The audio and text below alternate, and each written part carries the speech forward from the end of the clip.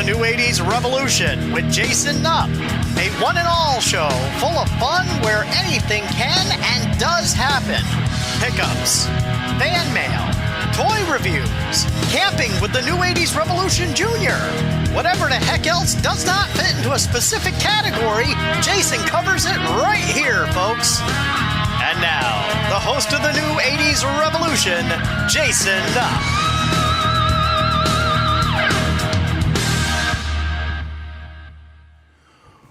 What's up, guys? Jason Nupp, New 80s Revolution, back down here in the cave for another Top 5 LJN Wrestling Superstars that should have been made, this time in the year 1988. Yes, indeed, the year that the evil referees made their appearance.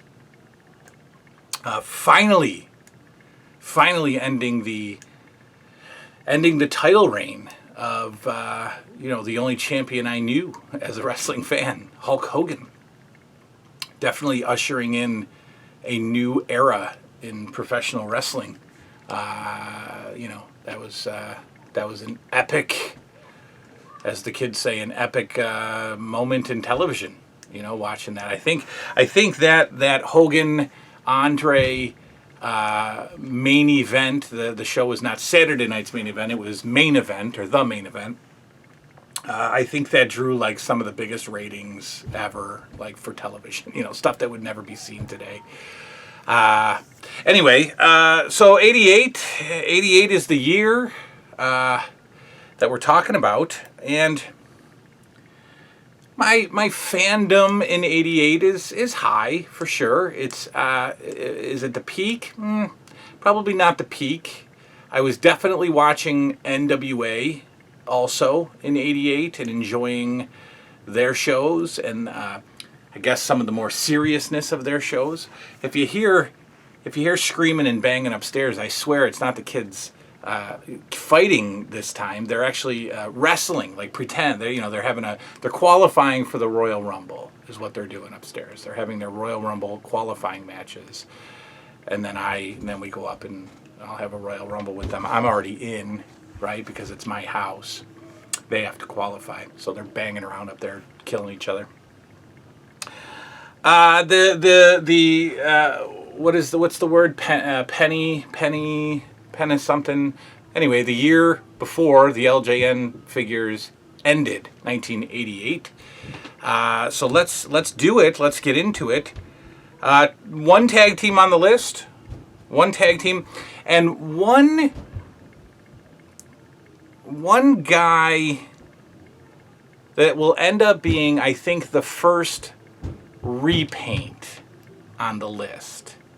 I purposely did not include figures that already existed. Like, I didn't include a Brutus the Barber beefcake when we already had a Brutus beefcake, right? I didn't include, El Matador if we had Tito Santana already. But this change, I guess we'll lead with this one. This change was so dramatic and so over the top and so silly and that I had to see him as a separate entity. I am talking about, of course, the African Dream, Akeem. Yeah. Good God. What enjoyable comedy that was. Some of the best vignettes that the WWF is like king of the vignettes in the 80s, right? They would always announce when a new guy is coming in, but it would take like 4 weeks of vignettes. I remember Corporal Kirshner, they're showing him swimming in a swamp with a knife in his mouth, and Outback Jack had all these stupid vignettes before he came in.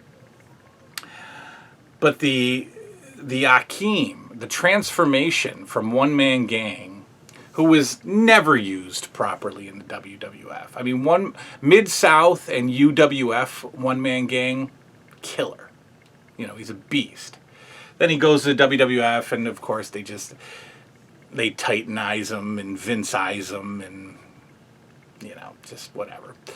And then they just do the ultimate and they turn him into Akeem. And I remember some of those vignettes where he's like, what was he do? He was like, I don't know. There was just so bad. And then there's the dancing, right? There's the Akeem dancing, which is just like, he's got those crossed hands, I don't know. I can hear the Slickster's music playing, right? Akeem. Oh, so bad, so good, so great.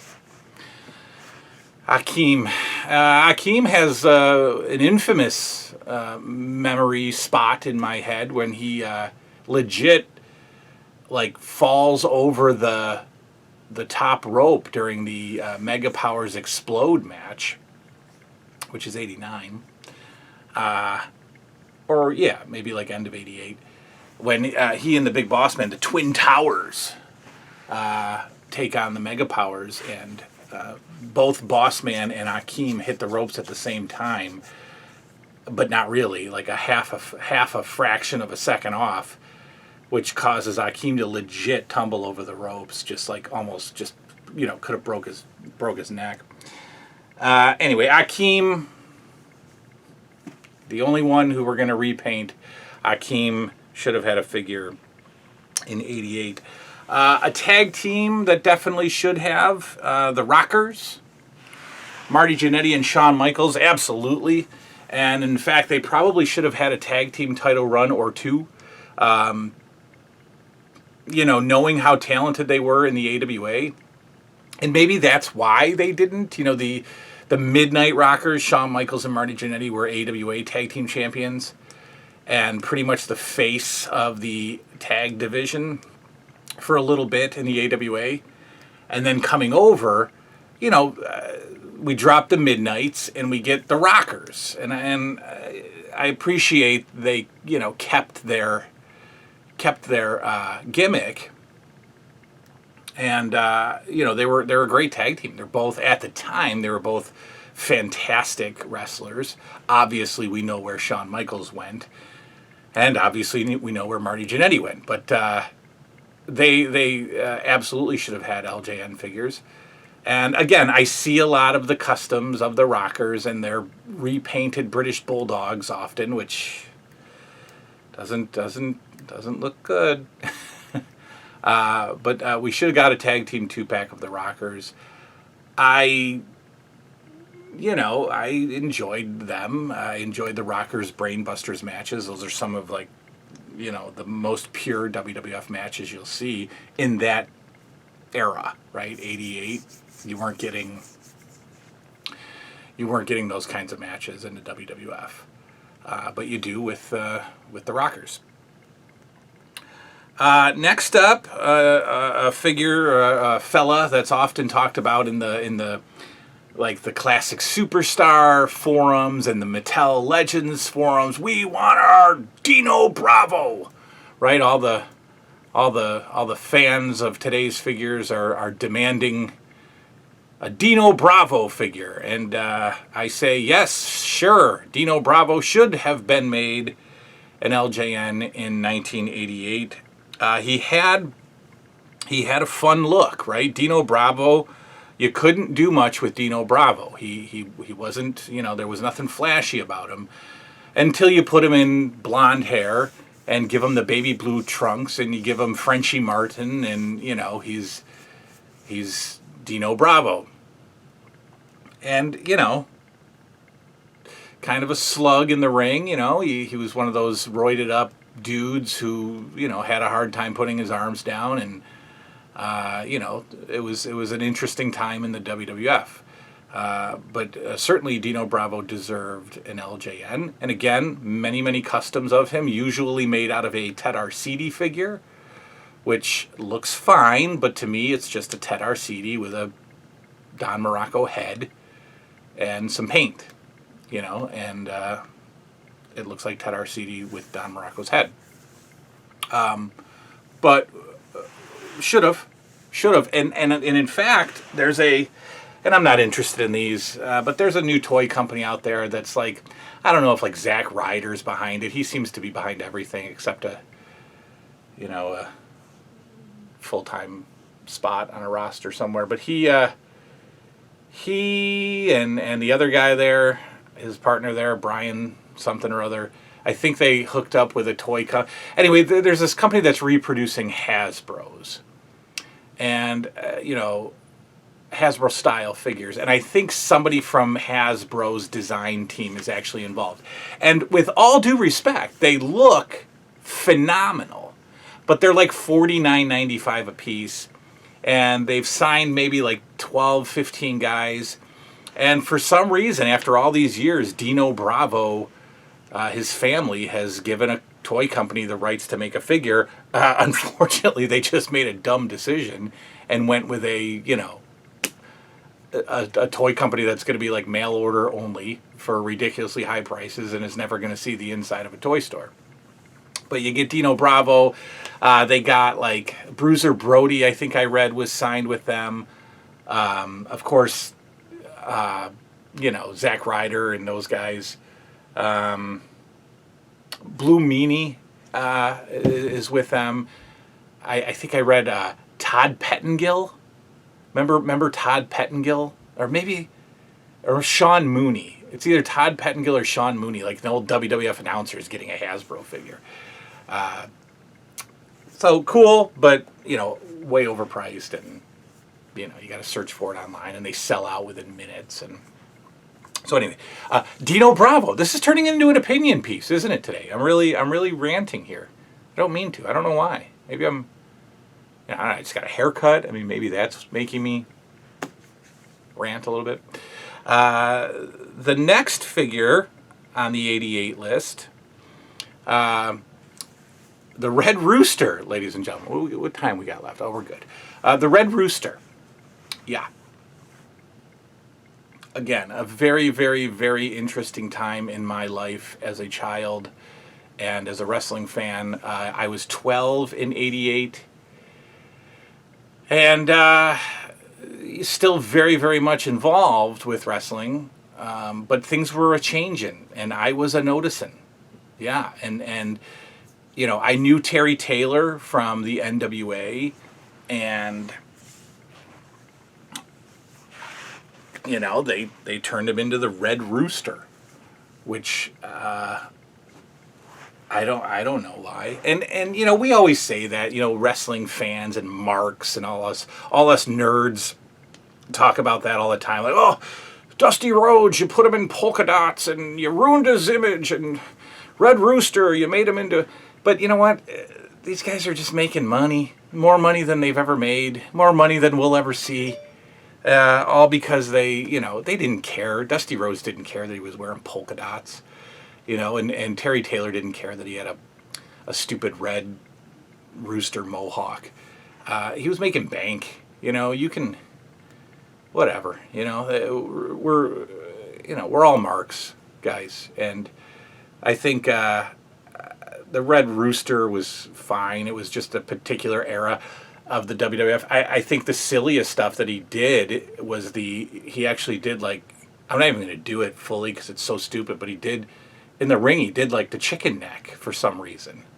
Like, was he a real rooster? Did he have to do that chicken thing? And I think, if I remember correctly, because it's been forever. It's been since 88, since I've seen 88 wrestling.